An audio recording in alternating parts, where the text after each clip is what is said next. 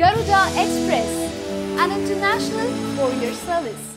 ఎండలకు తల్లడిల్లిన హైదరాబాద్ వాసులకు చల్లని కబురందింది. ఇది రైతులకు శుభవార్తే. రాష్ట్రంలోని వివిధ జిల్లాలతో పాటు హైదరాబాద్కు వర్ష సూచన అందించింది వాతావరణ శాఖ. నైరుతి రుతుపవనాలు జూన్ 8 తర్వాత తెలంగాణను తాకే అవకాశాలున్నాయని హైదరాబాద్ వాతావరణ కేంద్రం తెలిపింది.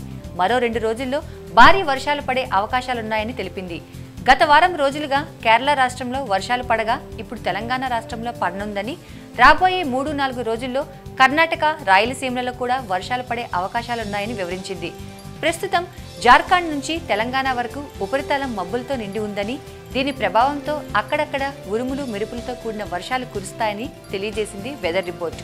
వీటి వల్ల పలు ప్రాంతాల్లో పగటి ఉష్ణోగ్రతలు పడిపోయాయి. ఇంకా తగ్గే అవకాశాలు ఉన్నాయని తెలిపారు వాతావరణ శాఖ నిపుణులు.